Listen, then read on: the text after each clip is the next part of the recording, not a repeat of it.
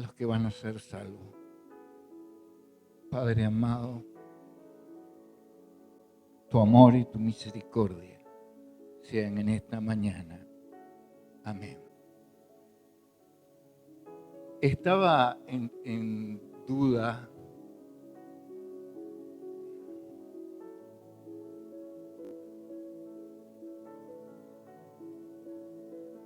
si iba a contar algo que me pasó, fue muy duro, fue muy difícil. Involucra a una persona que he amado, aunque muchas veces con diferencias, con dificultades.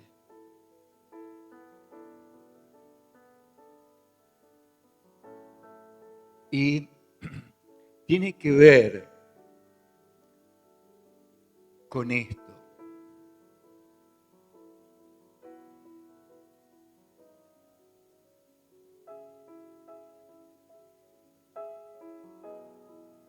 Con la tiranía de la resignación.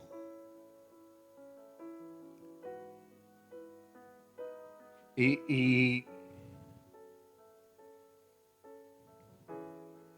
quiero hablarlo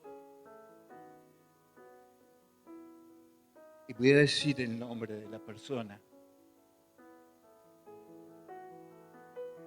Era mi papá, y lo que aconteció en un momento. Yo vivía en la casa de mi abuela. Mi abuela tenía una casa delante y detrás tenía un departamento.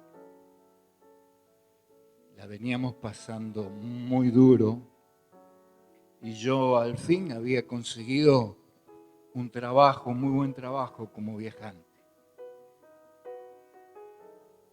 Y hacía 4 o 5 meses que ya estaba trabajando.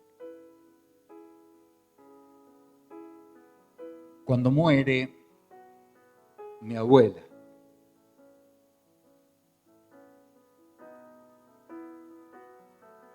y mi papá dijo algo: me cortaron los brazos, ¿qué voy a hacer ahora? Y lloraba.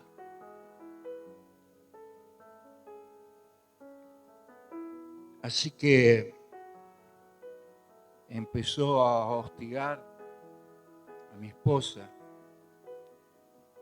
Teníamos los 3 chicos. Abigail iba al jardín. Entonces yo salía a viajar, estaba toda la semana afuera, y yo no me iba tranquilo, no me iba bien. Y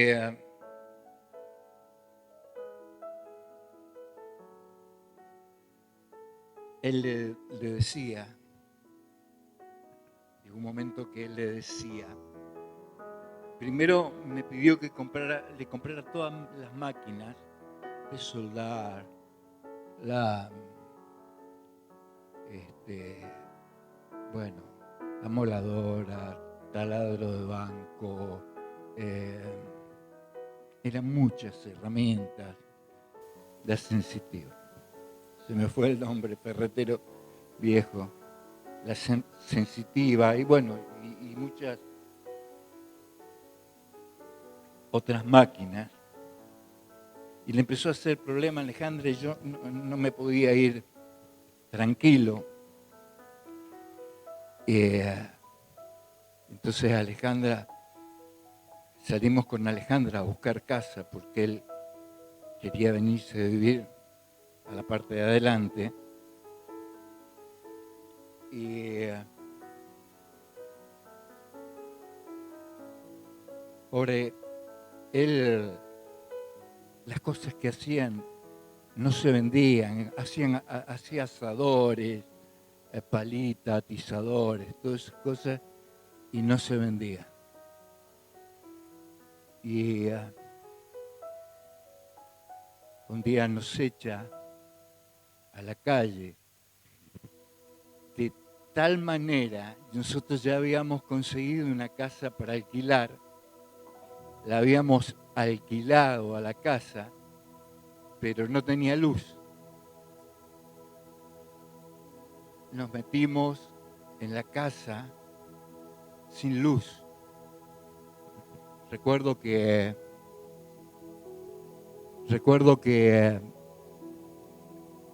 el dueño de la casa se enojó conmigo, pero esto que cuento, estoy haciendo muchas pausas, fue muy doloroso. Vendió todas las herramientas, se fue a la casa de adelante y alquiló el departamento de atrás. Él necesitaba una entrada. Y uno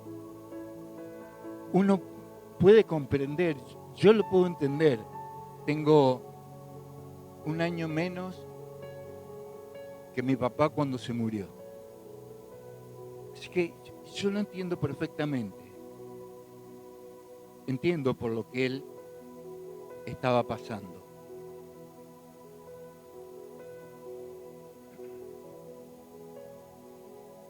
Él podría haberme alquilado la casa de adelante y tener una buena entrada, porque yo estaba en condiciones en ese momento de poder pagarle un alquiler. Pero bueno, no quiso y... Entonces ahora sí vamos a leer la palabra para que usted pueda entender por qué hago esta introducción. El poder de una interrupción divina. Lucas 7, del 11 al 17. Aconteció después que él iba a la ciudad que se llamaba Naín, e iba con él muchos de sus discípulos y una gran multitud.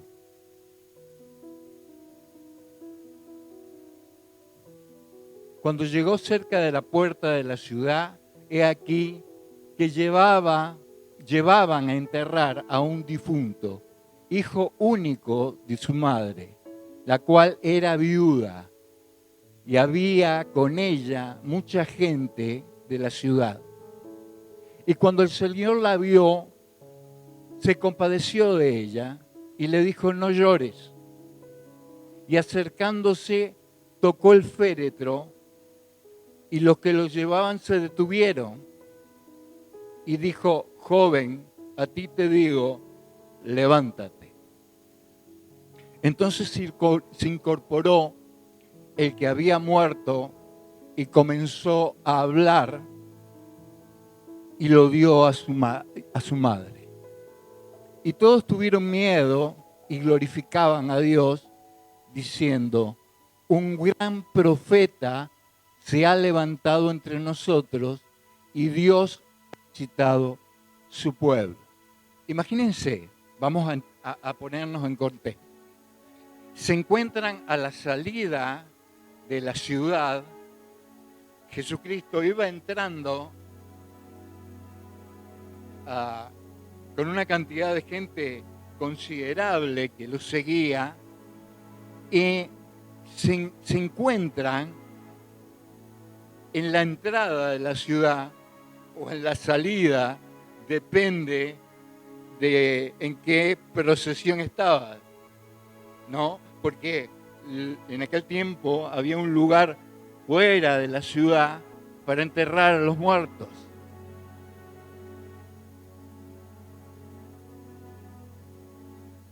Así que, por un lado, venía una multitud ruidosa, gozosa, porque en ella venía el dador de la vida.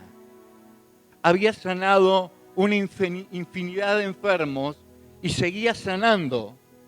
Y la multitud le seguía por donde iba. Pero hay un contraste con la otra procesión que salía del pueblo, porque el hijo de una viuda había muerto.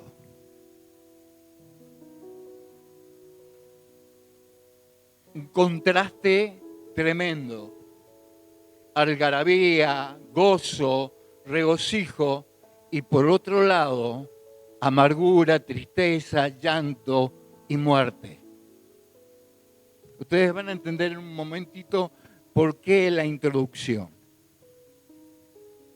El drama silencioso. El texto dice que era hijo único y que su madre además era viuda. Para que los que me están siguiendo con Marcos, otra vez vemos aquí la teología de la sospecha. ¿Sí? En esta cultura, esa mujer no solo que estaba perdiendo un hijo, estaba perdiendo su futuro, perdiendo su seguridad, perdiendo su propia vida, quedando totalmente desamparada.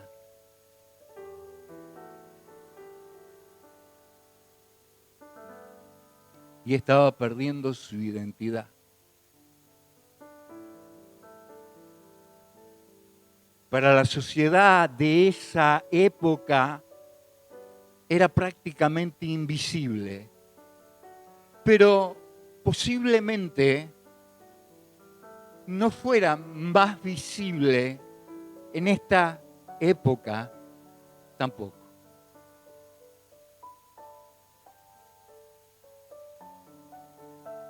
Vamos a ir desmenuzando de a poquito.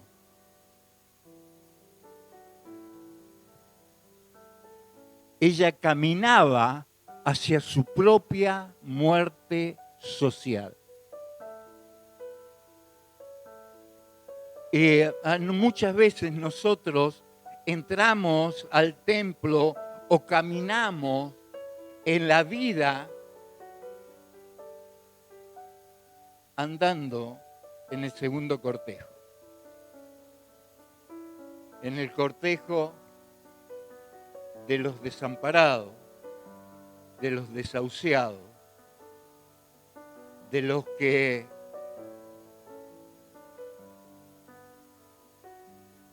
están pasando momentos dificultosos.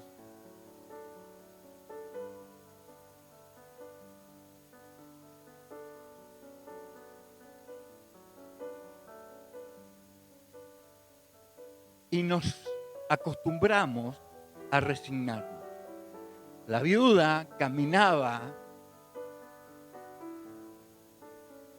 era un mar de lágrimas, se le había muerto su hijo y con toda la consecuencia que esto acarreaba para su futuro. Por eso le digo que yo entiendo la posición de mi padre en ese momento. Estaba desesperado y él mismo lo había dicho.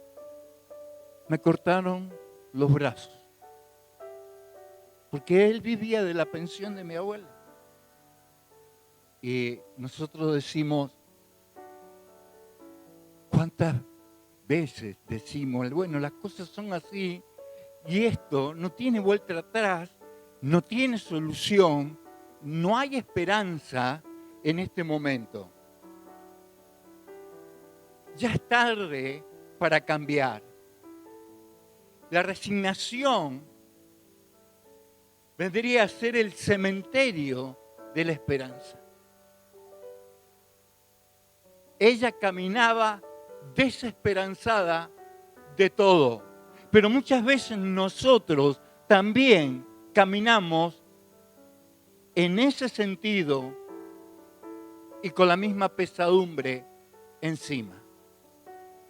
Y no vayamos al extremo de haber perdido un hijo.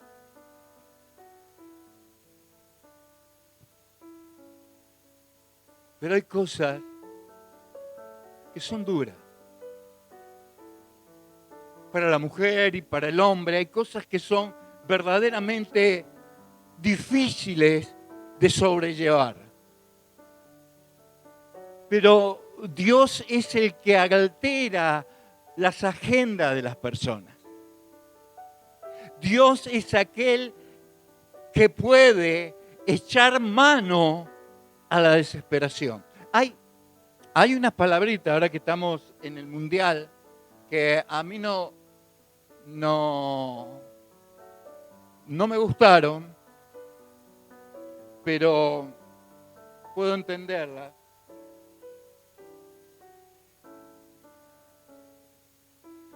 De Mbappé, que en un momento dice: si nosotros tenemos que meter las manos en la las metemos. Como haciendo alarde de un fútbol muy fino, pero si también había que rozarse, había que jugársela, ellos podían meter la mano ahí. Como dicen algunos, ¿no? Que nuestro fútbol no es fútbol. Pero bueno, allá ellos. No voy a ponerme a hablar de fútbol ahora. Dice la palabra que cuando el Señor, el versículo 13, la vio, se compadeció de ella. El Señor venía de hacer milagros masivos. Cualquiera podría haber seguido de largo, posiblemente cansado, la multitud lo agobiaba. Se cuenta la semana pasada que él se tenía que correr y los discípulos lo tenían que rodear. Y él dijo: pónganme una barca cerca, porque la gente se agolpaba para tocarlo. Los endemoniados gritaban, se revolcaban, y había una multitud tan grande que en su momento, no es que él tuviera temor, él era Dios, pero él no hizo nunca uso del poder que tenía en su favor. Nunca lo hizo.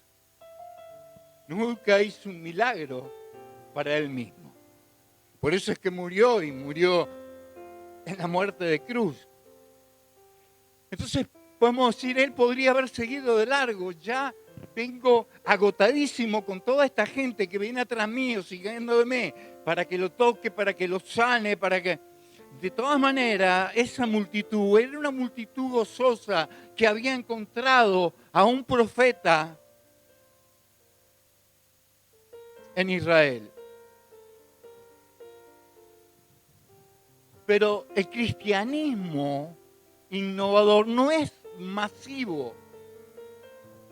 Hermanos, muchas personas eligen iglesias grandes donde puedan estar más cómodos, donde puedan disfrutar mejor, donde puedan dejar a sus niños en una escuelita, en algún lugar.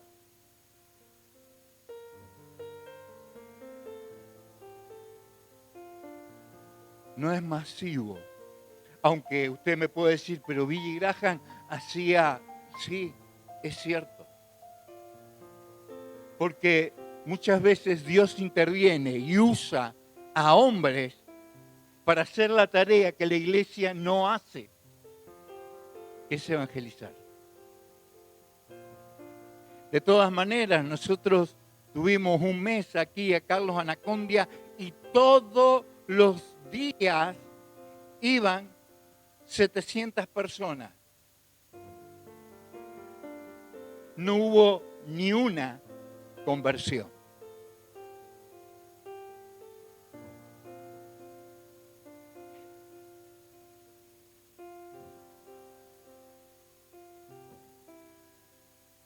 El Evangelio es relacional.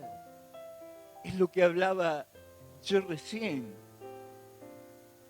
Usted tiene la posibilidad de entender, de comprender, de poder ver, de razonar, de preguntar. El Evangelio es relacional.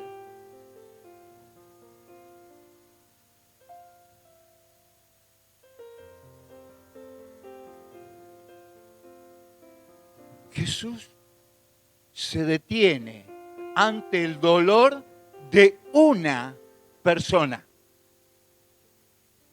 El muerto ya estaba muerto, pero él ve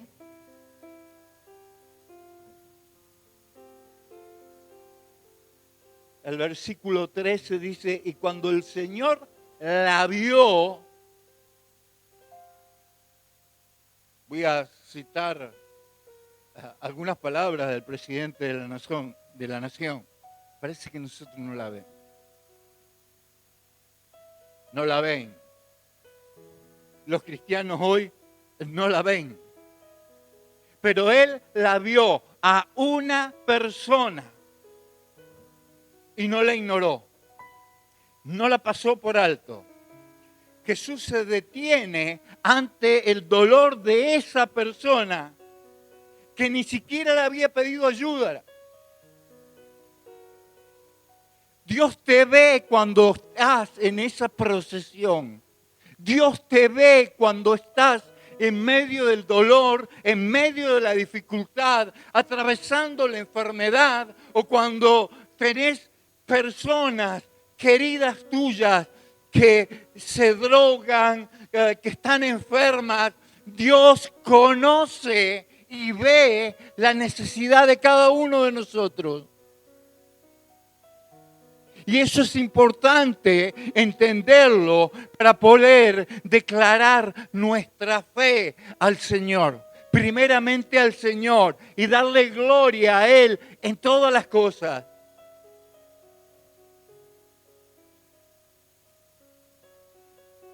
Él está en la fila de aquellos que sufren en silencio.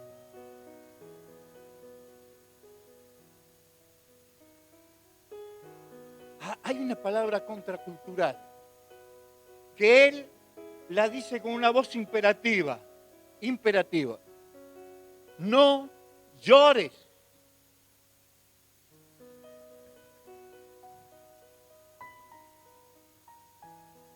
Era una orden imperativa.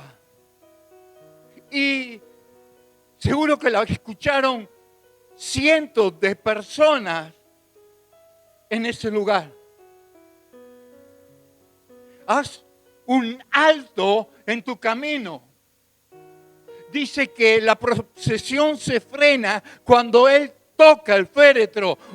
Nadie podía imaginarse de que Jesús iba a tocar el féretro, de que Jesús iba a intervenir en ese momento, porque alguien que tocara el féretro quedaba inmundo.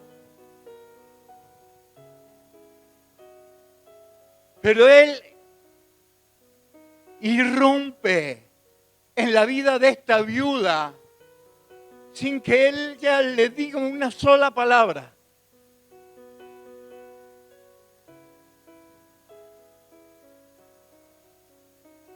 Dios te ve cuando estás en esa fila.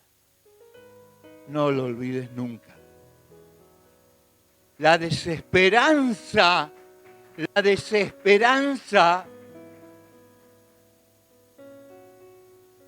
es igual que la resignación.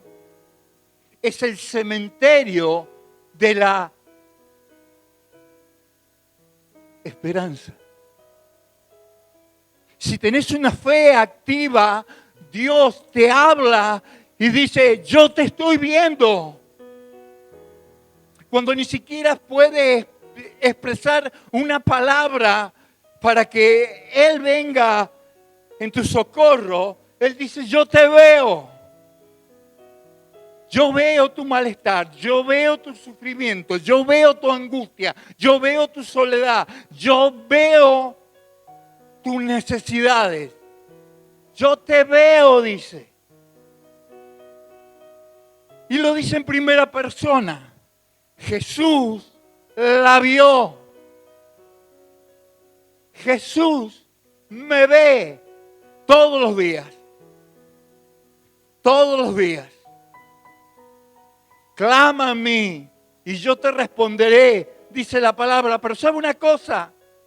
Él nos ve cuando aún no tenemos fuerzas para pronunciar una palabra.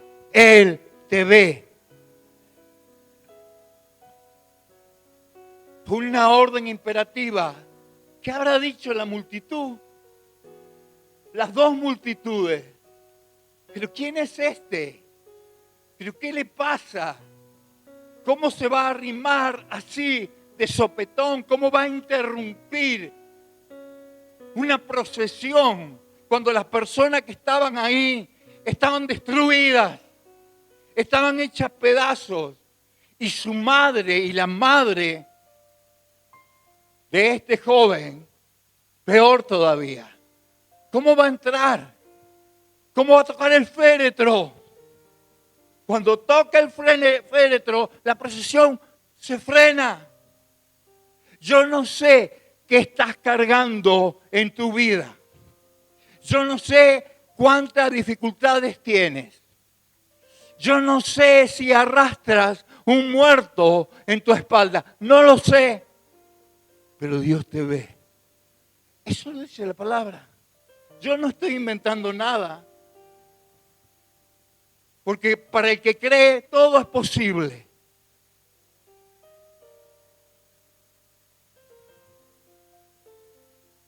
El milagro no era solo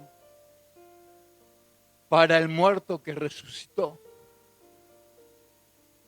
El milagro era fundamentalmente para su madre e indirectamente para todos los que venían en esa procesión llorando, con quienes no cruzó una palabra. Pero la angustia los estaba carcomiendo por dentro. Yo no sé cuál es tu problema, no sé cuál es tu angustia, no sé cuál es tu dolor, no sé con el muerto que cargas, pero lo que sí sé por la palabra es que Dios te ve.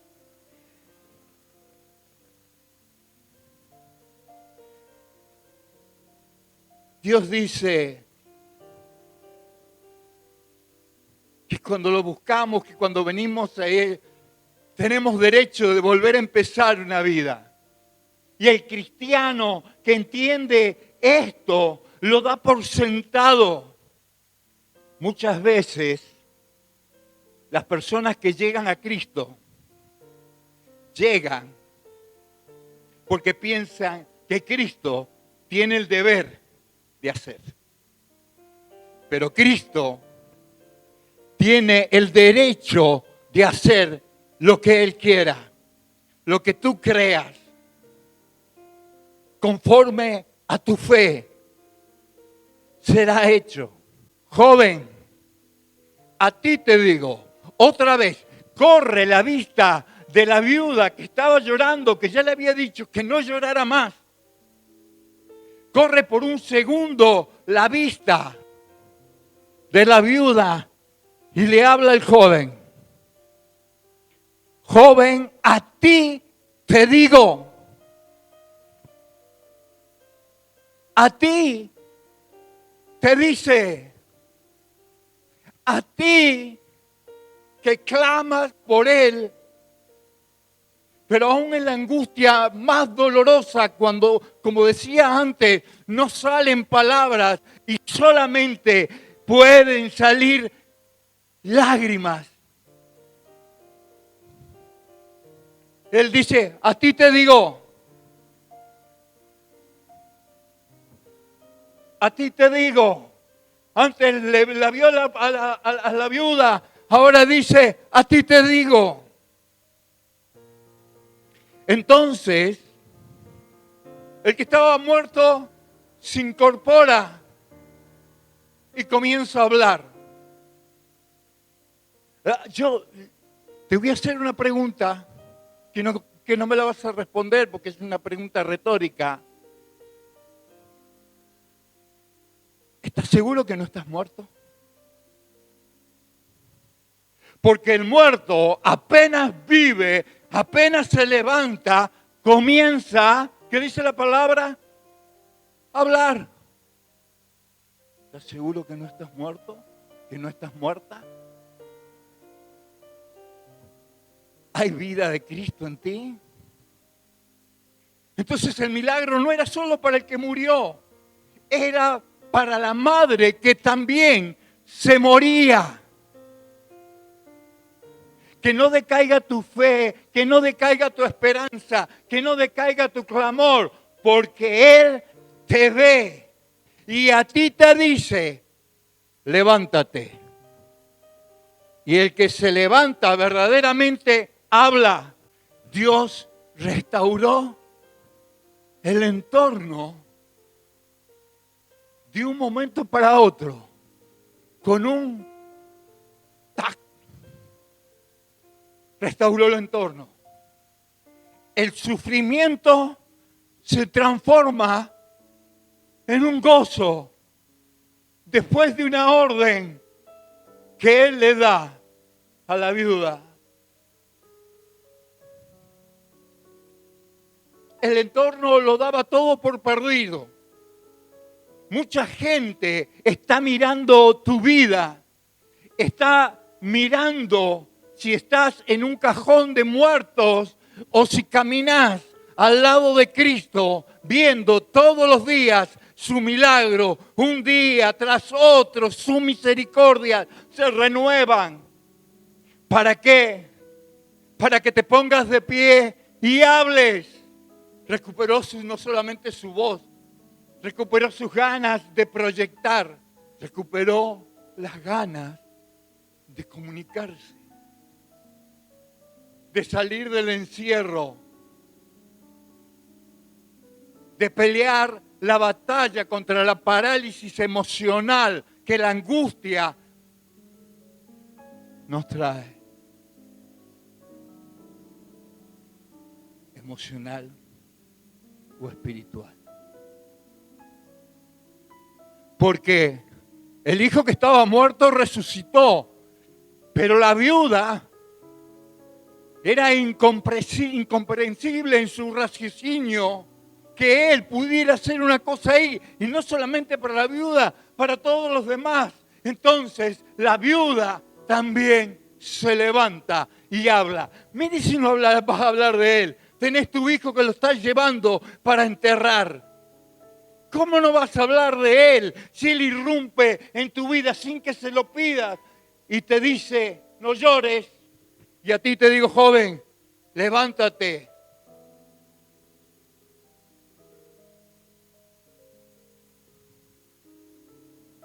Y sabe una cosa,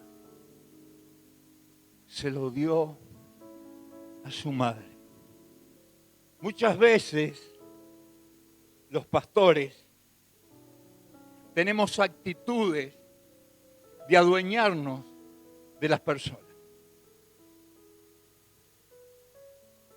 de provocar una sofocación espiritual, de provocar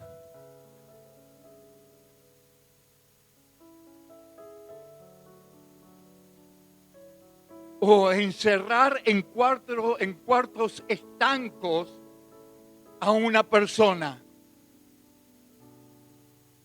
y no darle la libertad de ser, de actuar.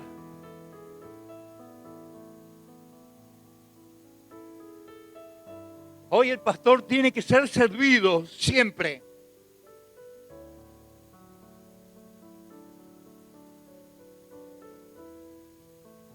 Porque ¿sabe una cosa? Nosotros fuimos llamados a servir. No fuimos llamados a otra cosa. Entonces,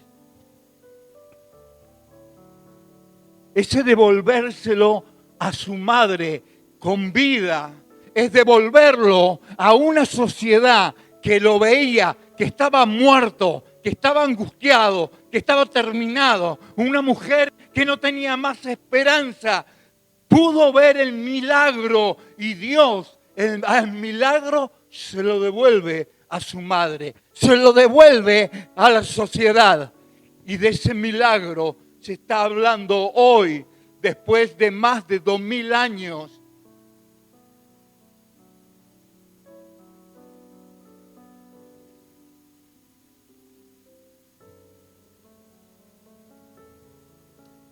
No se queda con el joven, no sé si el joven lo habrá querido seguir o no, pero él no se queda con él como un trofeo de su poder. Lo devuelve.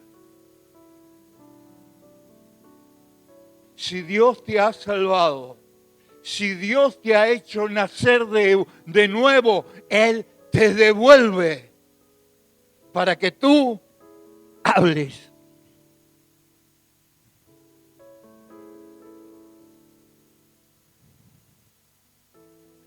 El propósito de Dios siempre es sanar las relaciones. Recuerdo que después de algunos años yo me enfermo de neumonía y estaba muy grave. Y mi papá fue a verme. Y comenzó la sanación, ¿no? Comenzamos a relacionarnos de nuevo. Y antes de morir, poco tiempo antes de morir, estábamos comiendo en la iglesia las sobras, lo que había quedado de la noche anterior, y no me acuerdo si era Navidad o Año Nuevo, no recuerdo. Él me viene, me abraza y me dice: nunca, nunca pierdas esto. Y él entendió que la iglesia es el Evangelio de Cristo.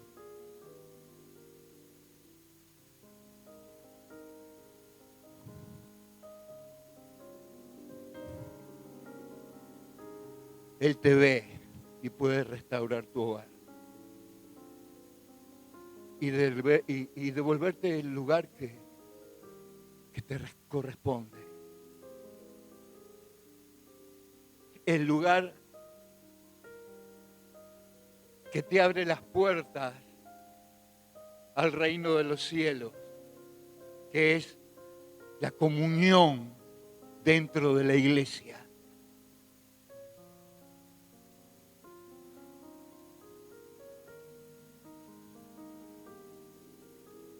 ¿En qué cortejo vas caminando? ¿En qué procesión estás? Porque tenés la oportunidad de cambiarte de bando, de acomodar, de poner a todos los patitos en fila,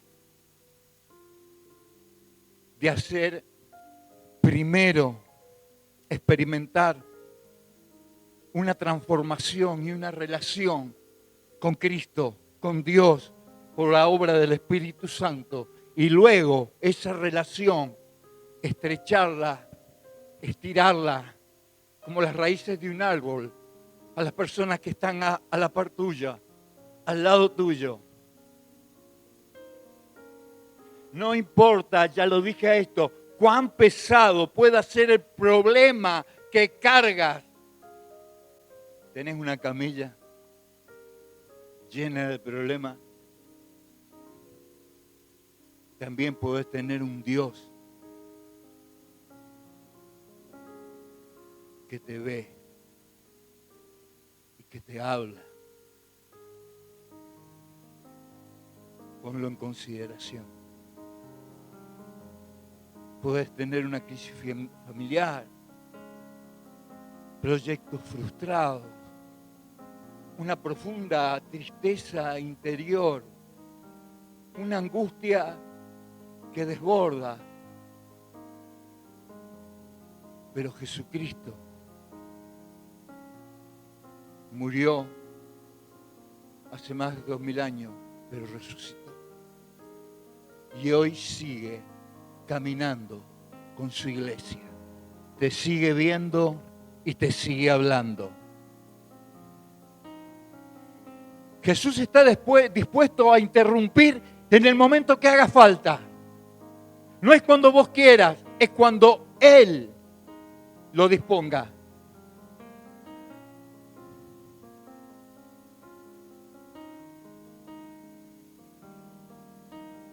Él puede cruzarte en el camino, ¿sabes? Él puede salir a tu encuentro. ¿Lo crees? Él puede salir a tu encuentro. Puede tocar lo que está herido. Restaurar lo que está roto. Levantar al caído. Él puede hacer tu milagro todavía, porque sigue siendo Jesucristo, el Dios Todopoderoso. Así que, hermano, te digo esto, levántate porque es tiempo de vivir, no es tiempo ni de derrota, ni de pensar en muerte, es tiempo de empezar a vivir una vida poderosa en Cristo Jesús. Amén. Amén. Dios le bendiga.